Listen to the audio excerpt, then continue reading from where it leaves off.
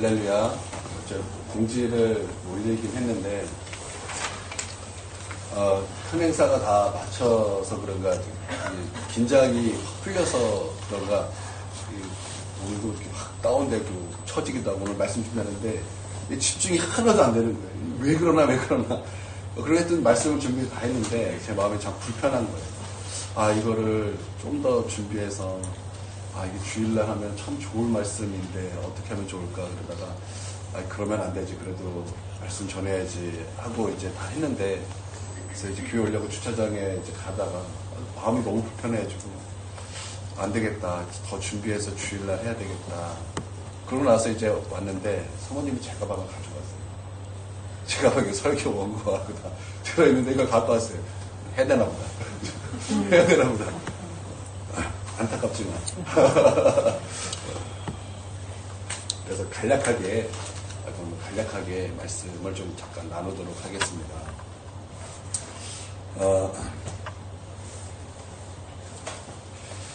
시편 105편은 여러분 시편 4권의 그 마지막 두 편의 시가 남았죠.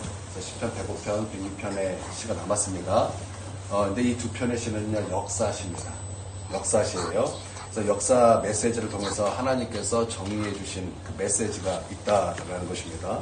우리가 사실 한국사도 잘 모르는데 이스라엘 역사는 우리가 중요하게 다룹니다. 우리가 사실 한국사를 다루는 게 아니죠. 우리는 사실 이스라엘 역사를 다룹니다. 왜 이 이스라엘 역사를 우리가 배워야 되는 걸까요? 이스라엘 역사를 우리가 배우는 이유는요, 꼭 그 이야기는 나의 이야기, 나의 스토리이기 때문에 그렇습니다. 그래서 이스라엘 역사는요, 어떤 멀리 있는 이야기가 아니라 오늘 그것이 나의 이야기이기 때문에 우리가 이스라엘 역사를 배우는 건 참 중요하다라는 것입니다. 또 하나는 이스라엘 역사는 반복이 되기 때문에 중요합니다. 역사라는 것은 특징이에요. 반복된다라는 거죠. 그래서 여러분, 우리나라 역사 공부 많이 해야 된다 그런 얘기하는 이유 중에 하나가 무엇을 말합니까? 반복을 얘기하지 않습니까? 근데 이스라엘 역사를 우리가 배우는 이유도 마찬가지예요. 반복된다라는 것입니다. 그런 똑같은 일이 반복되고, 또 우리가 그런 상황에서 어떻게 하나님 의지해야 되는가가 반복되기 때문에, 여러분, 이 반복되는 것이 중요하기 때문에 우리가 이스라엘 역사를 분명히 알아야 된다라는 거죠. 그리고 또 하나는 이것이 우리에게 거울이 되기 때문에 굉장히 중요하다라는 것입니다. 거울이라는 것은요, 보는 거죠. 말씀을 통해서 나를 봐야 된다는 거예요. 그럼 말씀은 두 가지 개념으로 봐야 되는데, 첫 번째는 말씀을 거울로 보는 거예요. 그래서 말씀을 통해서 자꾸 다른 사람을 보는 게 아니에요. 우리가 어떤 말씀을 들으면, 그 사람인데. 우리가 그럴 때 얼마나 많습니까? 이거는 저 사람이 알아야 되고 저 사람이 들어야 되는데, 그런데 사실 하나님의 말씀은 거울이에요. 나를 봐야 된다는 거예요. 나를 보지 않으면 말씀을 듣는 것은 지식이 되는 것이고, 그 지식은 나를 교만하게 하는 것입니다. 누가 교만합니까? 그 말씀을 자꾸 다른 사람을 보기 때문에 교만해지는 거예요. 왜냐면 그게 나에게 지식이 되기 때문에. 바리새인이 그러지 않았습니까? 바리새인이 하나님 말씀에 정통한 사람들이, 여러분, 바리새인은요, 예수님께서 바리새인을 책망하시고 바리새인을 혼내시고, 바리새인 이 맹인들아 주님 말씀하셨지만, 여러분, 우리가 바리새인을 우리가 가볍게 여기면 안 돼요. 바리새인은요 1.1획도 다 외우는 사람들이에요. 여러분, 우리 1.1획 다 외웁니까? 저 못 외워요. 저는요, 말씀을 잘 암송하는 사람이 아니라 말씀을 잘 이해하는 사람 쪽에 속해요. 저는요, 나는 왜 이렇게 암송을 잘 못하나 이렇게 생각했는데, 제가 이제 섬겼던 담임 목사님이 이런 얘기를 하더라고요. 말씀을 잘 이해하는 사람이 있고 잘 암송하는 사람이 있는데, 그 말을 딱 듣고 나서 나는 잘 이해하는 사람인가 보다. 근데 그때 그런 마음을 가졌어요. 저는 이렇게 이해를 잘해요. 언어를 이해하는 편인데, 어떤 사람은 잘 외우는 사람이 있죠. 저는 약간 이해하는 편입니다. 바리새인은요 1.1획도 다 외우는 사람들이에요. 그래서 어떤 말씀이 딱 있다, 어디 있는지 정확하게 아는 사람이에요. 그러니까 이게 보통 사람 아닌 거예요. 보통 사람 아니라고요. 근데 여러분, 그 바리새인 특징이 무엇입니까? 바리새인은요 교만했어요. 왜요? 지식 때문에. 하나님의 말씀을 우리가 받았고 우리가 가지고 있다. 그래서 그것이 나의 지식이 됐기 때문에 그 지식을 가지고 무엇했습니까? 저 사람이 안식일에 하면 안 되는 일을 보면서 정죄했고, 나는 말씀을 이렇게 하는데 저 사람은 그렇게 하지 않습니다. 그러니까 바리새인들은 말씀을 가지고 정죄하는 것을 사용했다는 거예요. 그런데 여러분, 말씀은요 다른 사람을 바라보라고 주신 말씀이 아니라 거울로 보라는 거예요. 말씀을 통해 나를 봐야 된다. 그리고 한 가지가 더 있어요. 말씀을 통해서 그 말씀을 창으로 봐야 돼요. 창. 우리가 유리창 있으면은요 유리창은 비춰진 나를 보는 게 아니죠. 그렇죠? 유리창을 통과한 세상을 보는 거죠. 여러분, 말씀은요, 그렇게 봐야 된다라는 것입니다. 그런데 이스라엘 역사는 우리가 또 그런 의미가 있기 때문에 굉장히 중요하다라는 거죠.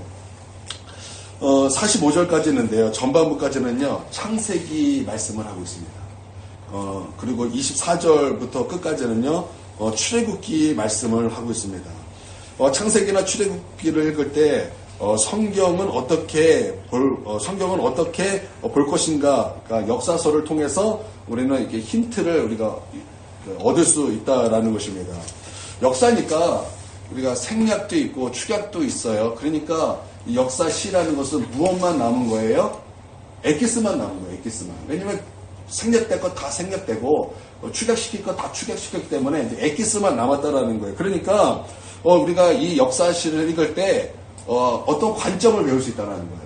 하나님께서 무엇을 강조하시는가, 또 무엇을 놓치면 안 되는가, 우리가 이 말씀을 통해서 분명히 힌트를 얻을 수 있다라는 것입니다. 그렇기 때문에 참 중요하다라는 것입니다. 그리고 이 말씀에는요, 패턴이 있습니다. 어떤 패턴이 있냐면 영적 대적이 있다라는 거예요.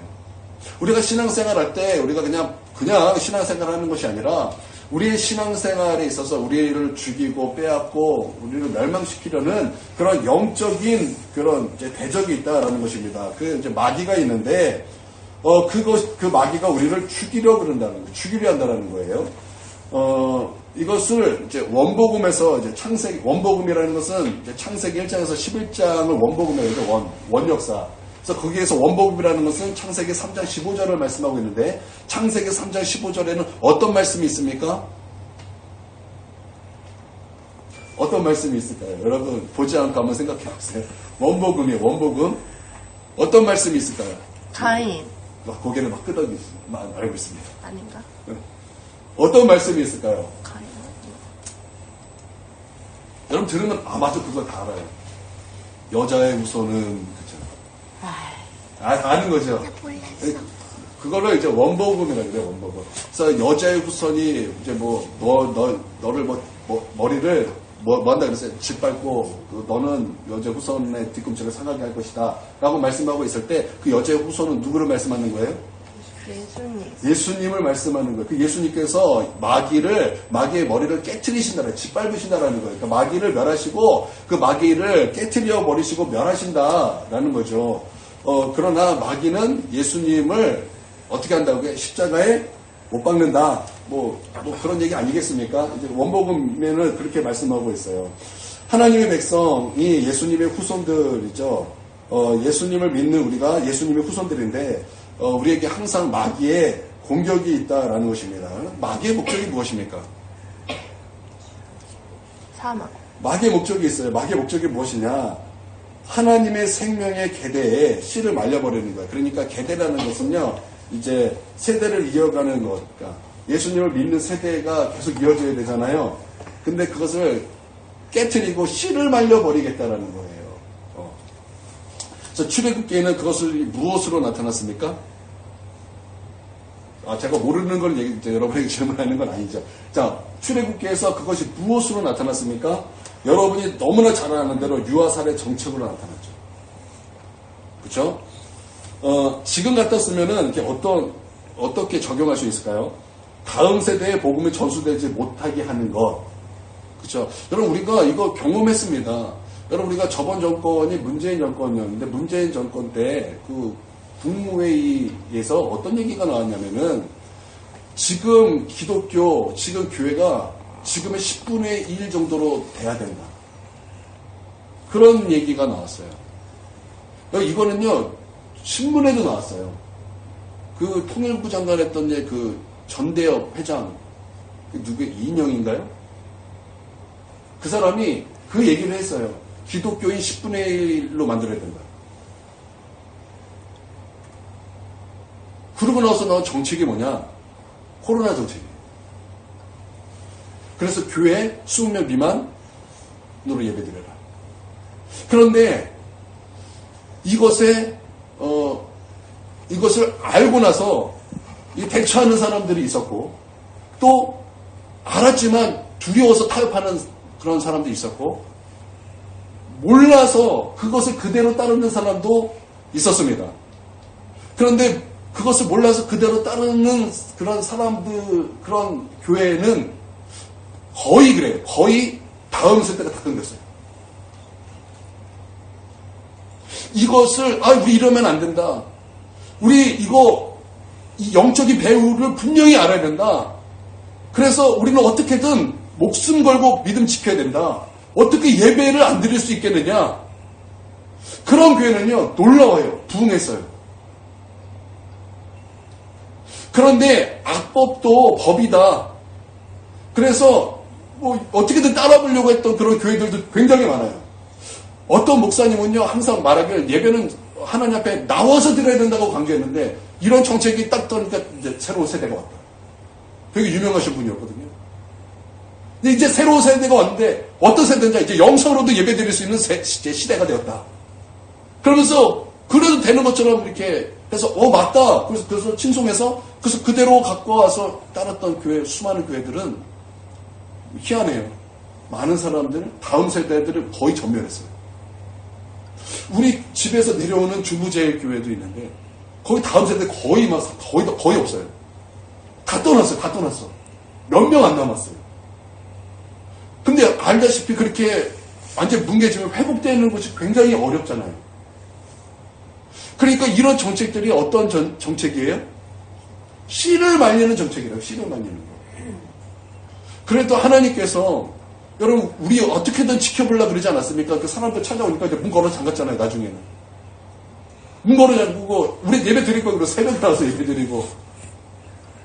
나중에는 안 되겠다, 다 오십시오. 그래가지고 11시에 다 와서 그냥 문 잠가서 예배 드리지 않았습니까? 여러분, 그래도 영향받아서 몇 명 떠났잖아요. 근데 교회가 이 전체적으로 영향을 받았을 때 다음 세대가 나만 알겠습니까?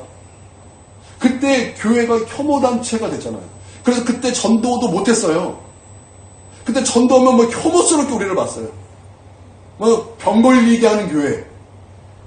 혐오단체. 왜 전도하냐 막 따졌어요. 근데 지금 생각해보세요. 그거 아무것도 아니었잖아요. 그거 아무것도 아니었잖아요. 그거 아무것도 아닌데 겁먹고. 그거 우리가 이제 딱 보이는 거예요. 저거 마귀 역사였구나. 마귀가 배우였구나. 저거 예수 믿는 사람 씨를 말려고 하는 정책이었구나. 마치 유아 살해 정책이었구나. 여러분, 우리가 이제서 확실히 보지 않습니까? 여러분, 그렇죠? 아닙니까? 저만 그렇게 본 것입니까? 그래서 우리가 이거 그렇다, 그 당시에 그렇다 해서 우리 얼마나 예배 지키려고 열심히 했습니까? 중보기도도 어떻게든 지켜보려고 처음에는 시간 다 정해서 누군 7시 와라, 누군 6시 와라, 8시 와라. 그래서 어떻게든 지켜나가기 힘썼고, 나중에는 에라 모르겠다. 우리 그냥 하자. 그래가지고 우리 만약에 걸려서 우리 교회 문 닫게 되면 우리 보증금 다 빼서 나 다 갚아주겠다. 우리 그렇게 하지 않았습니까? 저는 하나님께서 우리 이거 복되게 여기셨다고, 기뻐하셨다고 저를 믿습니다. 아멘. 다른 교회도 다 이렇게 했을 거예요. 그런데 그렇게 하지 않은 교회에 다음 세대가 끊어졌다는 거예요. 그래도 우리 하나님께서 회복의 역사를 주셔서 다음 세대가 끊이지 아니하고 다시 놀라운 부흥의 역사가 이 대한민국에 하나님께서 부어주시기를 함께 기도합시다. 아멘. 아멘. 우리가 욕하고 끝나면 되겠습니까? 하나님께서 다시 하나님 한국교회에 부흥을 주시고 한국교회 다시 살아나게 주님 역사해 주시옵소서. 우리가 그런 방향으로 나가기를 원합니다. 아멘. 예. 그것만 있는 것이 아니죠. 이 시대의 특징이 좌익사상 아니겠습니까, 지금? 그래서 이 좌익사상으로 말미암아 반기독교적인 그런 정서가 만연해 있지 않습니까? 여러분, 그렇죠. 여러분, 정교조의 가르침 중에 하나가 반기독교 사상 아닙니까? 반기독교 정서? 그냥 아이들이 그런 영향을 다 받고, 여러분, 이 세상이 원래 예수 믿는 사람들을 미워하는데, 이 세상의 그런 정서들이 더욱더 그런 것들을 부추겨서, 정말 젊은이들, 또 다음 세대들이 우리 교회에 나오는 거가 참 힘들고 점점 어려운 시대가 되어가고, 그래서 점점 이게 씨가 많아지는 그런 현상들을 우리가 보게 된다는 거예요. 그러면 좀 절망적이잖아요. 절망적이잖아요. 여러분, 우리가 얼마 전에 주일마다 우리 함께 전도했잖아요. 여러분, 그때 많은 사람들이 이거 뭐예요? 우리 뭐였죠? 생수 얼음 이렇게 받으면서 좋아도 했지만, 여러분, 거기서 조롱 안 받아보셨어요, 혹시? 저 거기서 조롱 한번 받아봤어요. 애들 3명한테 이거 주면서 예수 믿어야 돼. 그러면서 했더니 막 저한테 막 비웃어요. 막 이러면서 뭐 어처구니 없다고 저에게. 그게 다 요 나이 아이들 남자 3명에서 저를 막 비웃더라고요. 아니야, 그래도 너 예수 믿고 천국 가야 돼. 막 했더니 막 주근주근 하면서 가요. 여러분, 그러면 그런 아이들만 만나면 얼마나 절망적입니까? 그러지 않겠어요? 우리 준성이 얼마 전에 그런 안타까운 일이 있었잖아요. 전도하려고 그랬는데 그 전도하려는 그 아이가 우리 준성이를 이용해 먹어가지고, 그쵸? 얼마나 마음이 아팠어요. 그쵸? 그러면은 절망이지 않겠습니까? 우리는 약한데 마귀가 그렇게 강력하게 그 강력한 힘으로 막 씨를 말려버리니까 참 우리가 힘든 거예요. 그런데 그때 하나님의 개입이 있더라는 거예요. 우리는 끝났어. 우리는 힘이 없어. 우리는 안 되는 것 같아. 여러분, 요즘 그렇지 않아요? 절망의 소식이 막 뉴스에서 막 들려오고, 우리 끝난 것 같아. 라고 그 생각되어지는 그 뉴스가 막 쏟아지지 않습니까?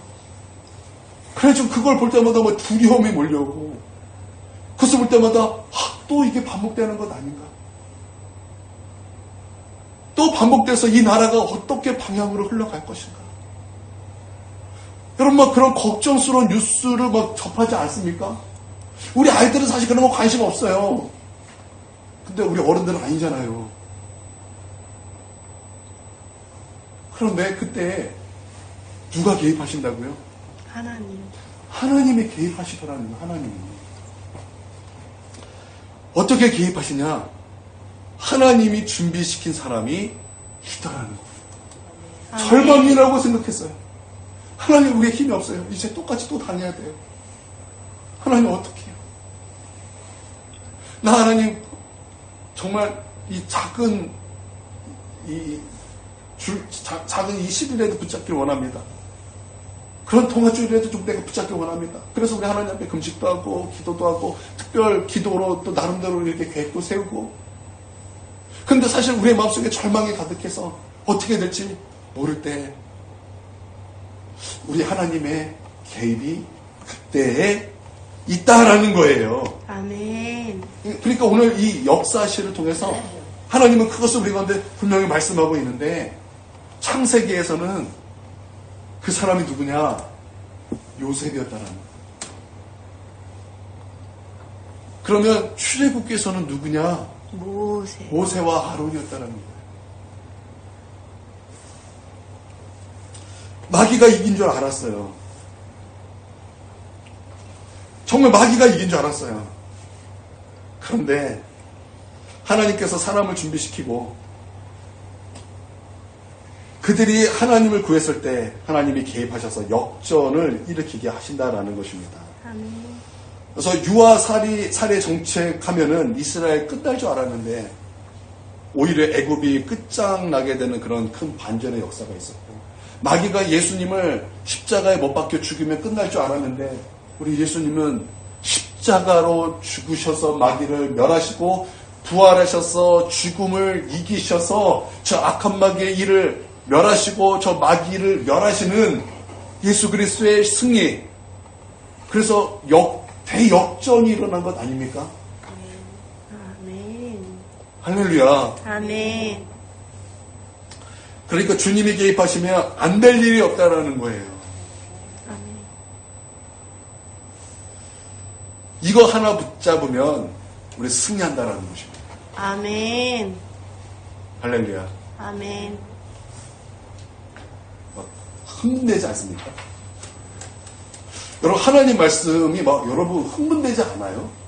저요, 이거 하나님 말씀을 이렇게 알아가고 배울 때마다 막 흥분이 돼요.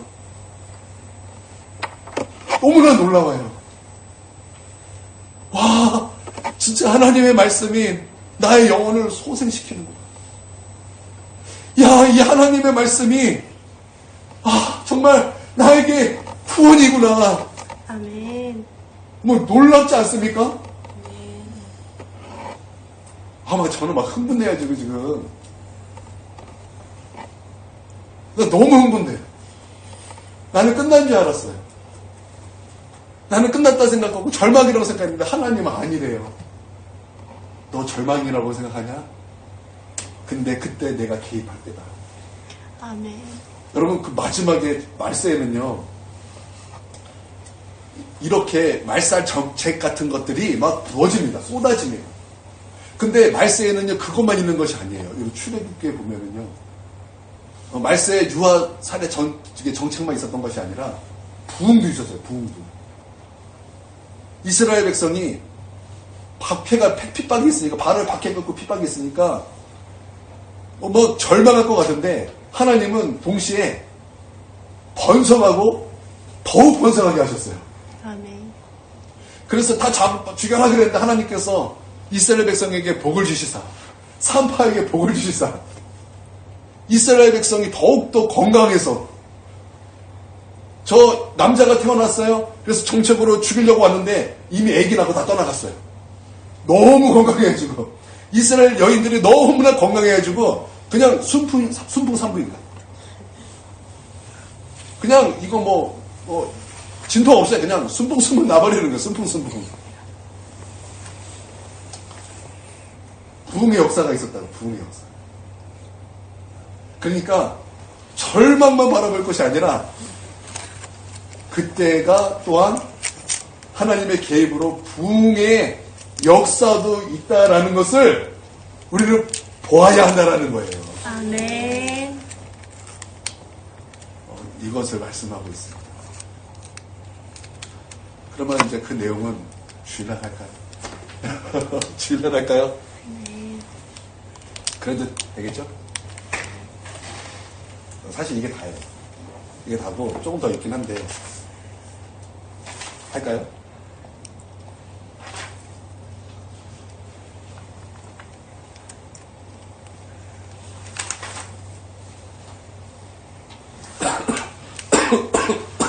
여기 마치도록 하겠습니다. 괜찮죠? 네. 오늘 많이 짧았어요. 그래도 이해해 주시기를 바랍니다. 자, 여러분 그래도 우리가 오늘 하나 건지고 갑니다. 우리 하나님 개입하시면 아멘. 여러분 승리합니다. 아멘. 오늘 이거 붙잡는 그런 은혜가 있기를 바랍니다. 아멘. 이제 15분까지 기도하도록 하겠습니다. 함께 기도하겠습니다.